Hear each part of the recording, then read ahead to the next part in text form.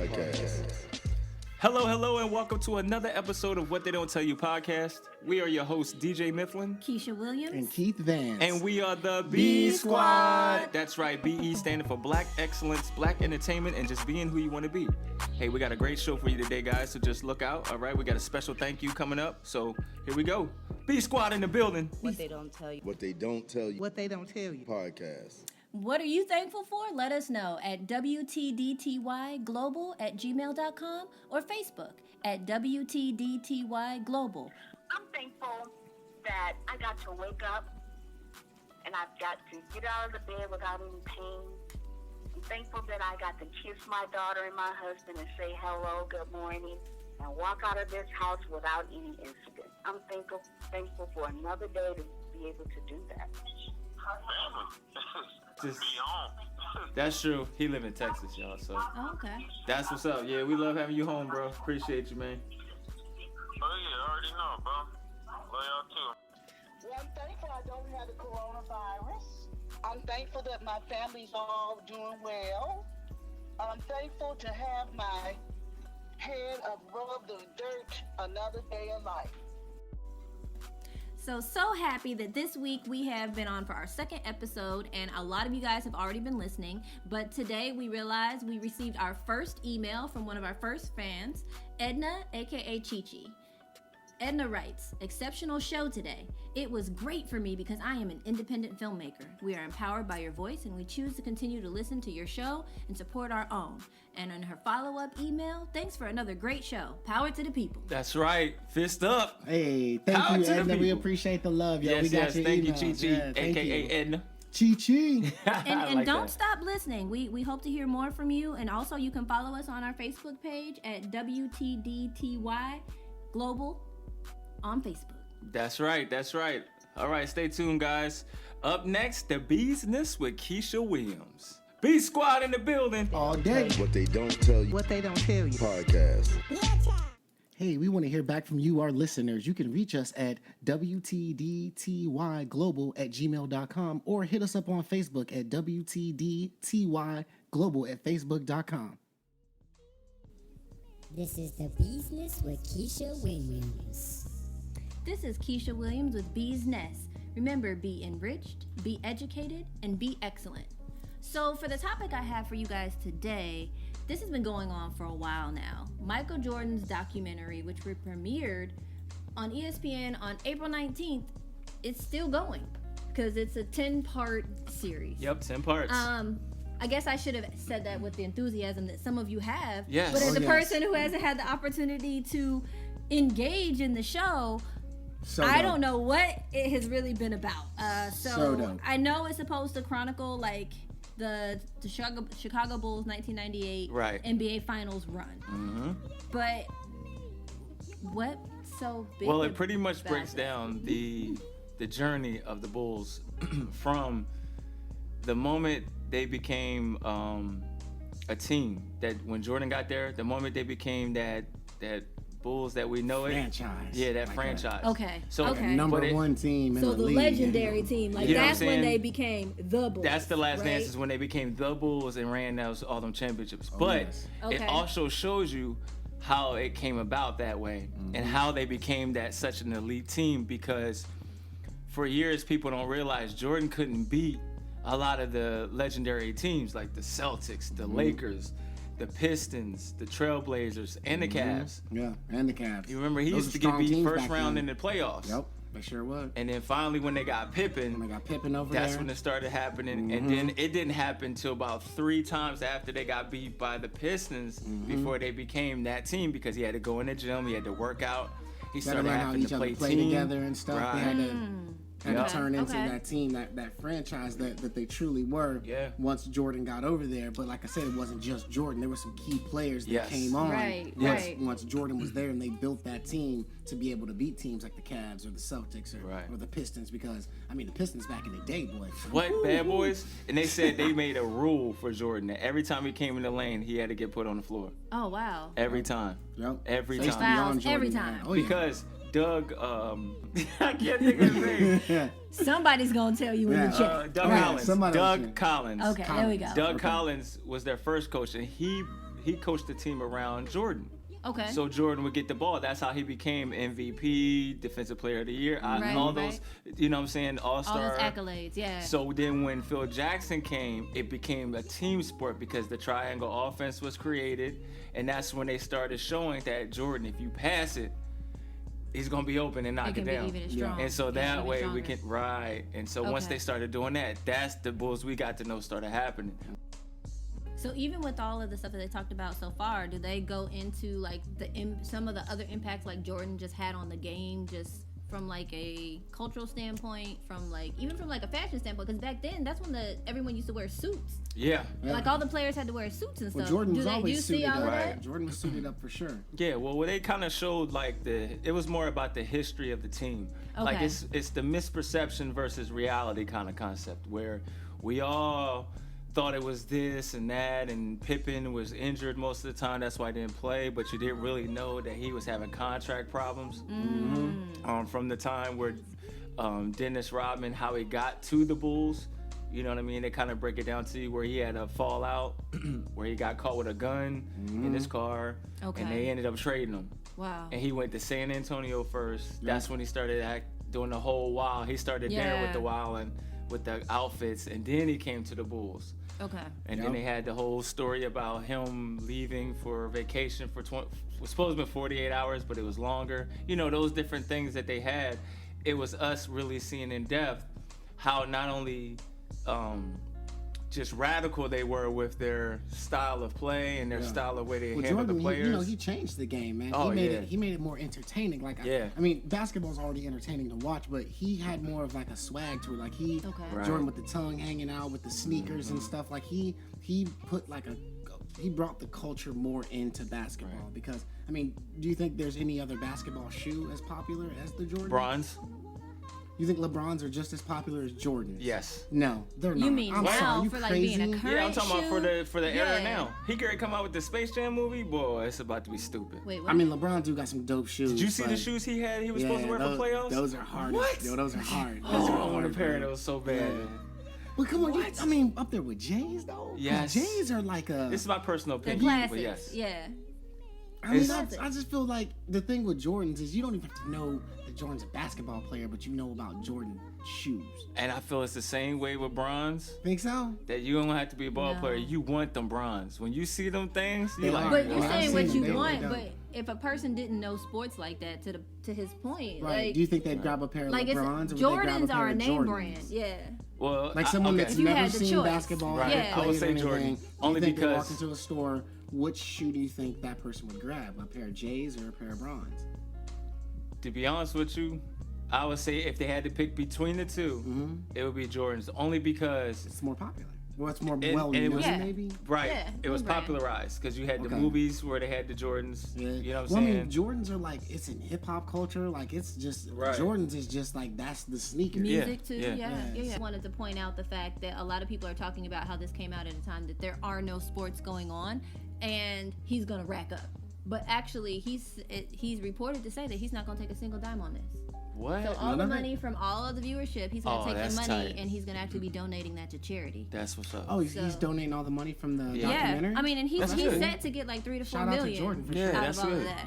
Yeah. So That's what we like to see, man. yeah, actually like giving back. So entire share of the proceeds supposed to be going back.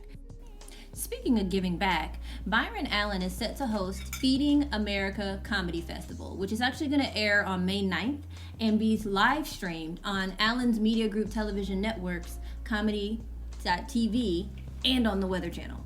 So just to give you an understanding of how big this is, I'm going to just give you like a couple of people that are going to be on the lineup. Wayne Brady, Cedric the Entertainer, Dion Cole, Tommy Davidson, Mike Epps, Whoopi Goldberg, Tiffany Haddish, Kevin Hart, Taraji P. Henson, Keegan-Michael Key, George Lopez, Eddie Murphy, Chris Rock, Adam Sandler, J.B. Smoove, Cheryl Underwood, Marlon Wayans, and a whole lot more. I mean, this is going to be from 8 o'clock in the evening to 11 o'clock in the evening on May 9th. That is a dope lineup. Yeah. And I was like, just hearing some of those names. Keith, you gonna be there too, right? I wish. He's gonna be live. He's gonna be there live. He's gonna be streaming it, right? He's like, I'm on Instagram live. I got those jokes for y'all too. Right. Exactly. But I mean, so Keith, and even to you, DJ, out of all those people that I named, like, who are some of those people that you feel like, dang, like I would love to, or I can't miss those comedians? JB Smooth, definitely. Deion Cole is a definite. I don't really like Tiffany Haddish like that. She's not that funny. Eddie Murphy. Eddie Murphy, a beast. Yeah. He's a beast. I was like, and then Marlon Wayans hasn't done any kind of like stand up. Like, Yes, he has. Had, like, his shows, what was like, it? Wokish. He had a stand up special that came out last year, and it was fucking hilarious. Yeah. Absolutely loved it. Okay. Yeah. And so I was like, I mean, there's a whole lot of people for you to check out, and I think it's going to be like an amazing segment. Again, that's going to be on May 9th from 8 o'clock in the evening to 11 o'clock in the evening. So this has been Keshya Williams with Bee's Nest. Be enriched, be entertained, and be excellent. Hey listeners, we want to hear from you. Hit us up on WTDTYglobal@gmail.com or hit us up on Facebook at WTDTYglobal@Facebook.com. What they don't tell you. What they don't tell you. What they don't tell you. Podcast. All right, and we're back with our hot topic of the day, origin stories. On this origin story series, we're going to take a little time and talk about our personal history. This is a series that we're probably going to dwell into once a month. And to start off with, Miss Keshya, can you tell us a little bit about what your history is? Yeah, so for me, as far as my history within the industry, I probably, like a lot of people, just got started doing this thing at a young age. Mm-hmm. I really got into modeling and acting when I was like in elementary school. Okay. So we all remember doing like the school plays and stuff like that. So that was like my first real delve into the acting industry. Right. Nice. I guess I wouldn't even say industry, just into acting, right? Where you first got that motivation. It was in my school in Kansas, so military kid, traveled around a lot, so just throwing that part out there. Before we were in Kansas, I actually lived in Turkey for a couple years. Oh, wow. And yeah. So lived there for like 2.5 years, traveled around a little bit while we were there. Dad was in the Air Force, so we stayed on the military base. But one of the things that we would do would be going into town to just go to the market, go shopping. People were like super hospitable, but one of the things that I did notice, like when we went like towards like the villages and like being in town there, just feeling and knowing that you were actually different. My mother would bring my brother and I to the market, and the villagers would come out and they'd be like, hey, is it cool if we kind of like reach out and like touch your kids, like pet them or whatnot? Like not in like a negative way, but it was kind of like, you know, animals. I mean, well, we were different, you know, like I was like, as far as Can we people that feed saw her them, hay? like You know? keep in mind, you know, maybe they hadn't seen as many black people, or Right. at least as dark complexioned as we are. Right. And like I've said on shows before, I am undeniably black, right? Right. When you see me, you know, like Right, from my right. complexion, they're like, you got just black and black. But they had they had a black culture there in that area, right? There's a high volume of African American people, I guess you could say. Well, not African American people. I mean, not all black people. Not in Turkey. I mean, for me, like I said, when like the people saw me, like it was different because my hair was different. I had on braids, I had beads in my hair sometimes, so it was coming out and like feeling the differences and just seeing like, you know, just the expression and the kids. Like I said, it obviously had to be different, but it just made us just. At least for me, like it kind of made you feel almost like a celebrity, kind of, by today's standards. Like it wasn't a fear thing having that many people like come out and be like, "Hey, is it okay if I could just touch you? I just want something's different. I want to feel your hair and your texture." And then moving from Turkey back to the States and moving to Kansas, you know, I went from having Turkish people and villagers doing that to my own classmates, being literally one of the only black people within like 2 grades, and the other one, at least first and foremost, was my brother. Oh wow. But this is the school that I did my first play at. We did Annie. So Okay, was that your first play ever? Yeah, Okay. that was literally my first foray onto stage. You know, I had to figure out my own wardrobe. We had to learn the songs and all of nice. that. Wow. And it was like amazing to me. Right. Did you play Annie? No, remember I said, well, maybe I didn't explain. Kansas is a predominantly white area. So they're not gonna let you play. Particularly yeah, so you know, Black Annie came many, many years later. Right. Okay. But no, I actually played in the orphanage. I was an orphan. I played Pepper. She's actually the person who like gets, She was the bully, right? yes, she was the bully. I was like, I had to literally like yell at Annie to like shut up because she was keeping me awake. And then like I started the fight, everyone starts fighting. Like that was my big moment, my big line, and I was like, "This is it, Right. I made it, parents, Right. front row." Like, Came out the gate bullying. It's Keshya for real. Look, I was like, I can't lie to you. Like I like playing characters that have like edge to them, like that. Like in that case, she was a bully, so it was okay. So you like for me the villain role? yeah, it's kind of cool to be But the you bad seem guy. so like the nice, I know like- people say that. Like I look like the good girl, but You that's get stressed okay. off I that like way. to play. I like to play those parts. Like I said, something that's edgier, something that's like darker, somebody Right. who's like layered. You know, you've been through some stuff. Got So it. I want something that's got some good texture when it talks to characters Okay. and roles.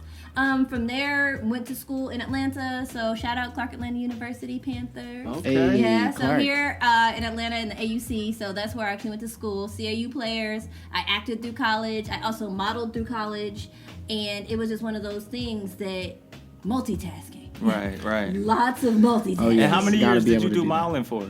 Oh gosh. So it's almost like I went in and then people keep pulling you back, Right. sort of thing. So like retiring. So I literally modeled all the way through college. Okay. So that was.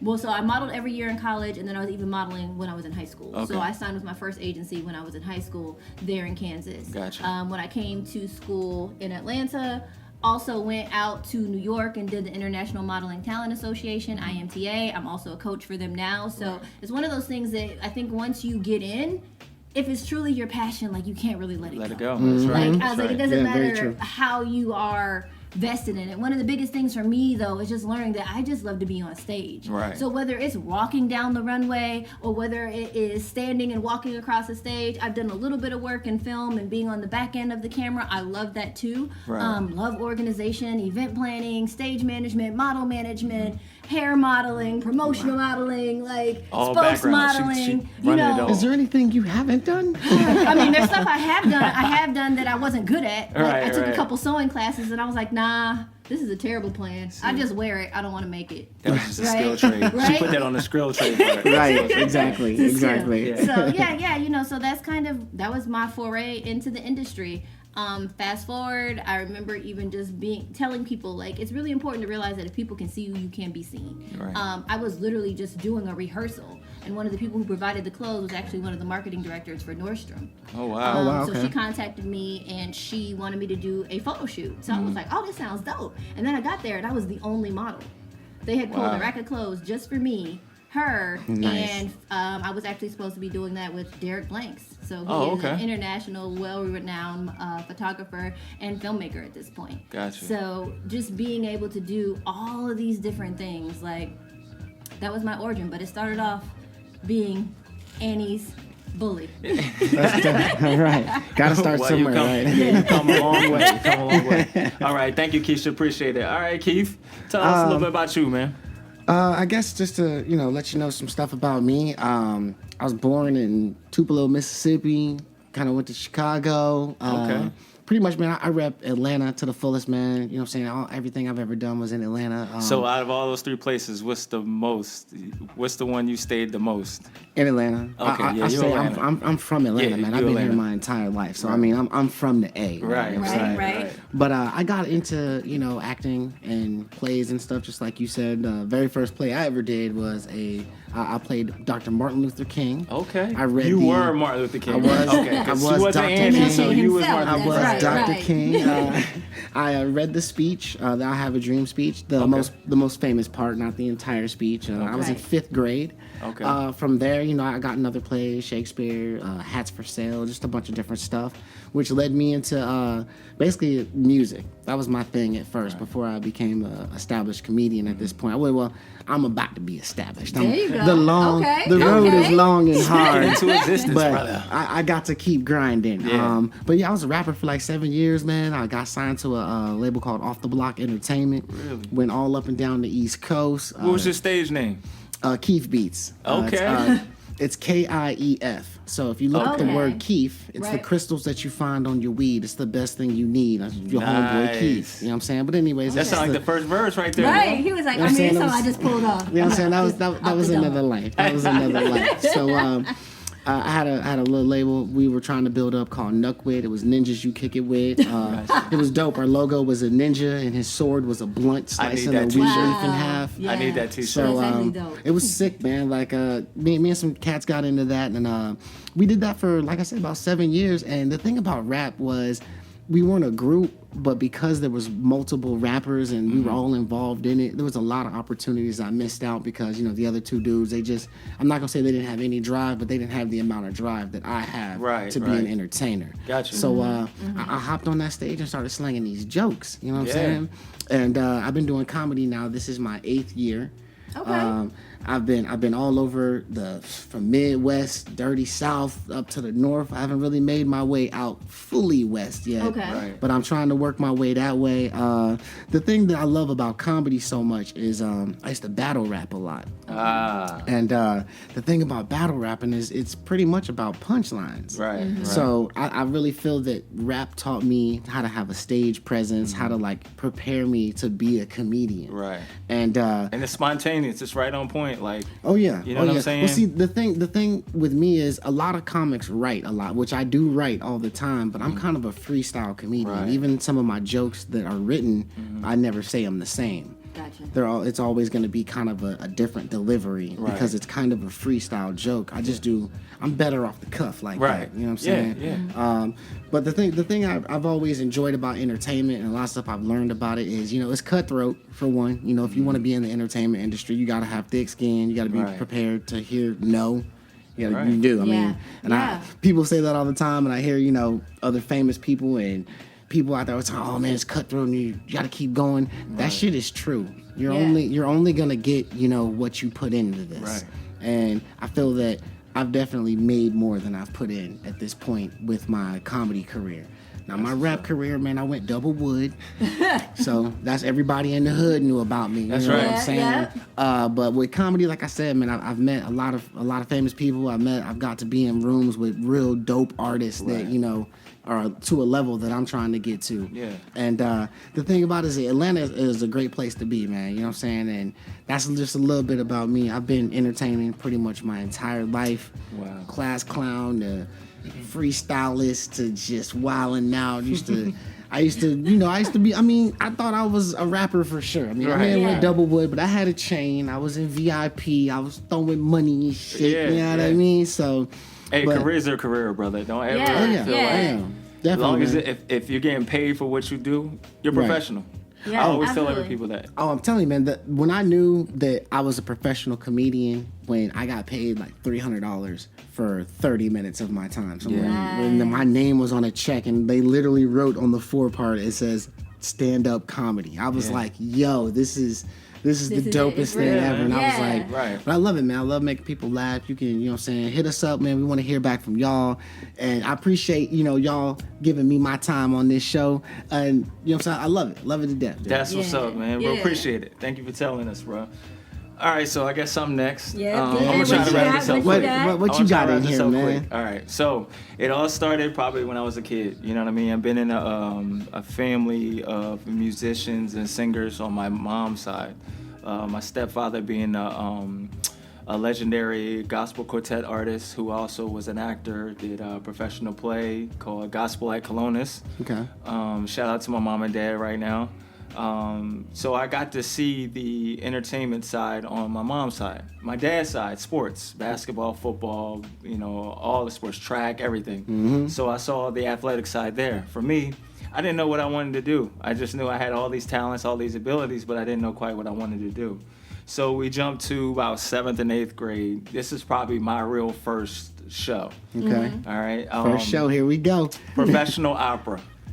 What? Yes. You sing? Like professional opera. Like Like you went, Figaro. or like so you sing though. Oh, Like, I sang. just need to be clear. Sang. Oh, you I sang. I sang. You know what Oh. I'm saying? I Soprano. didn't even know that about you. I was a Like- soprano the 7th grade, and then I came back 8th grade and auditioned, and I was a tenor Oh, because okay. Wow. I grew up, so everything changed. Exactly. Right. But you had to audition every year. And what they did is they picked it from the tri-state area, so they would go to different schools to pick students from it. So you had to audition.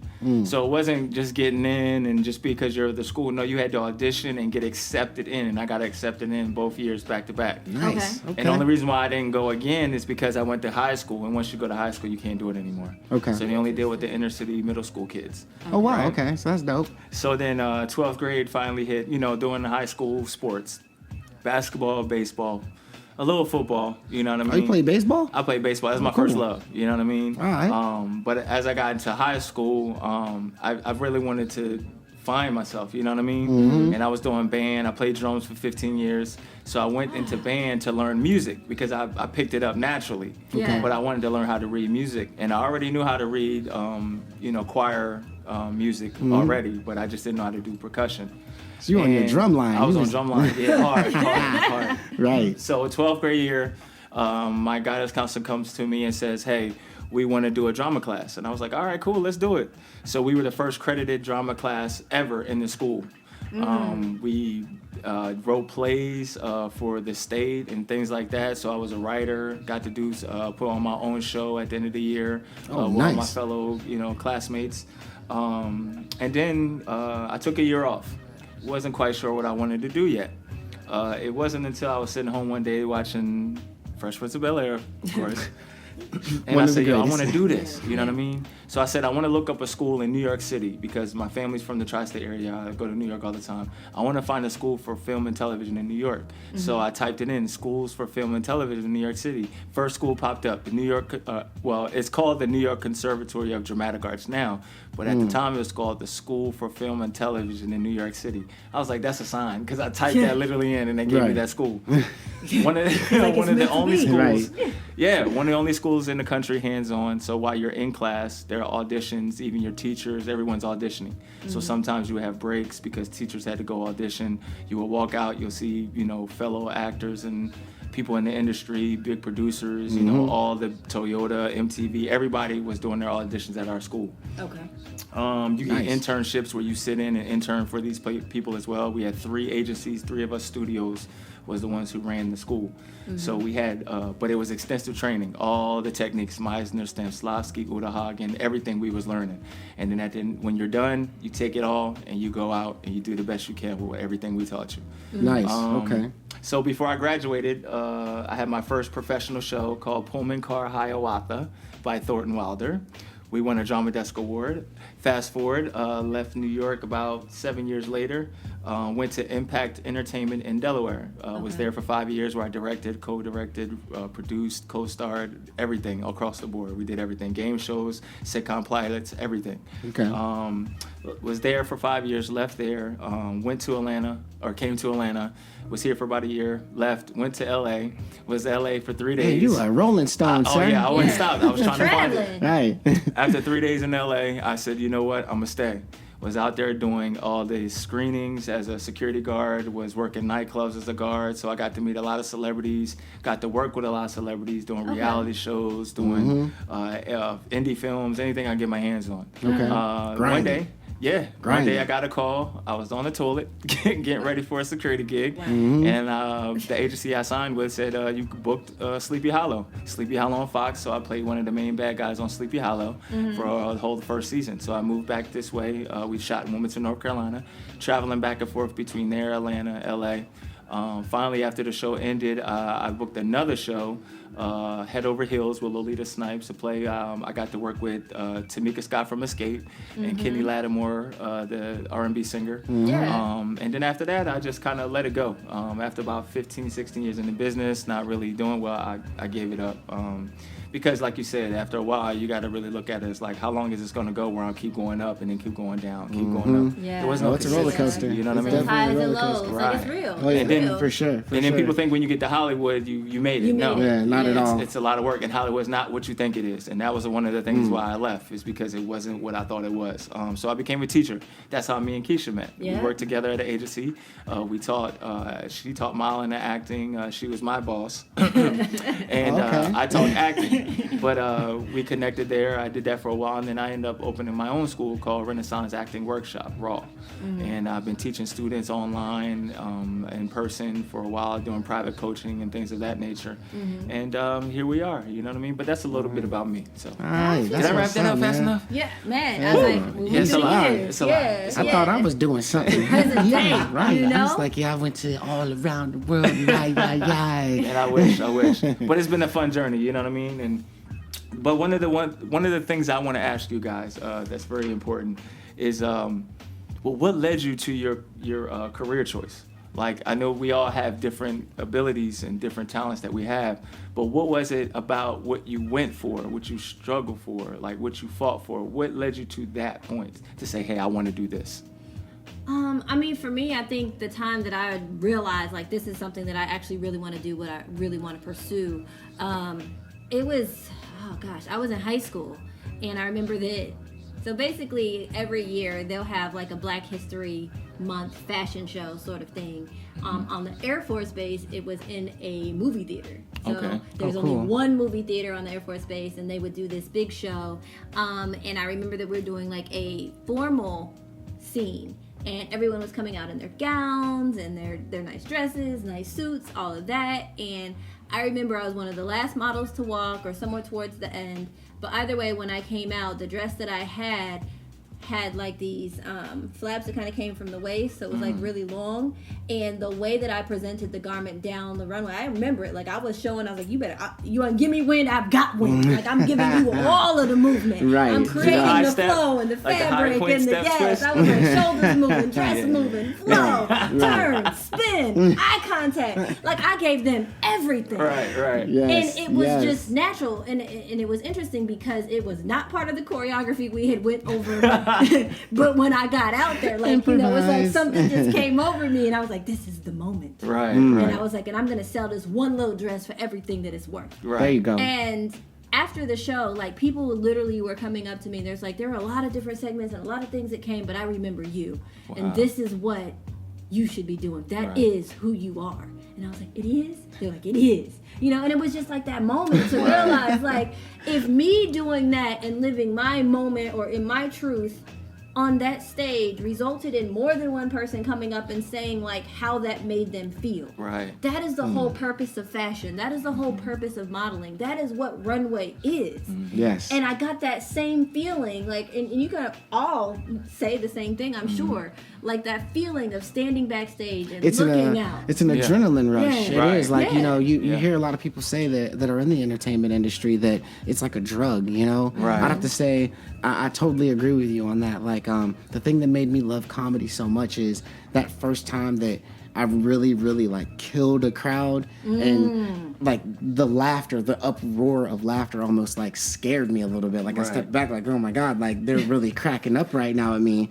And just that feeling, it's like your heart's pumping fast, like people are just cracking up. It's like, see, because I love that instant gratification Gratification, right there. right. You know? can feel it. You Yeah. can, because it's right then, you know. I say Yeah. the joke, they laugh. It's just, oh man, and that what led me into it is just the fact of that really, that feeling you're talking about of even people walking up to you after the fact, Right. Like, oh, Keshya, you looked beautiful in that gown, and the way you were walking was Right. just, or someone saying, DJ, oh man, the way you played that piano, it's like it's a feeling that you get, like, man. It was my music teacher. My music teacher did it. She came, left the school, did my first monologue in high school. And when I got done, she came and grabbed my face. She was like, you need to do something with this. And I'm like, okay, cool. And she was right, because when I got to school, and I actually had that moment where I was like, you know what? I can do this.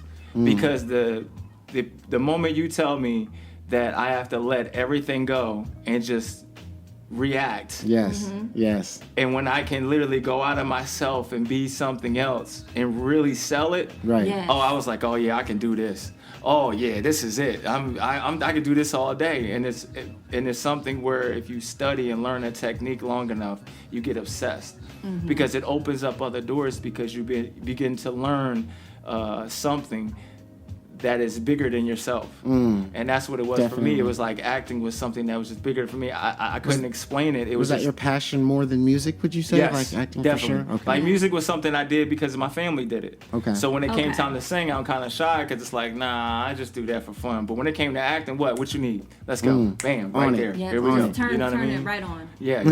I know So- that's right. I know that's right. Well, I hate to say it, we ran out of time, but listen, we want to thank you with our hot topic today, origin stories, and once again, we'll do this once a month. So hit us up on WTDTYglobal@gmail.com or on Facebook at WTDTYglobal@Facebook.com.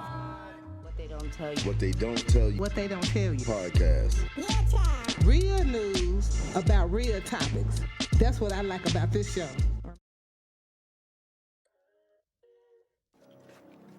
I don't like that shit. For sure, bro. I don't like that shit. What's up, everybody? Welcome to another episode of The Real Spill with your boy Keith Vance. Today, DJ and Keshya, I just want to talk to you guys about something that I've experienced recently dealing with the judicial system in America, and I want to talk about pleading out today. I just want to kick a little information for all my brothers and sisters out there that may not know these things. I recently got a little bit of trouble for marijuana. Okay. So I look at it like, marijuana, how are you For some weed? Exactly. That's what I'm screaming. Damn. Because there's some corporation with some man standing behind a register taking billions of dollars yearly as of right now for marijuana.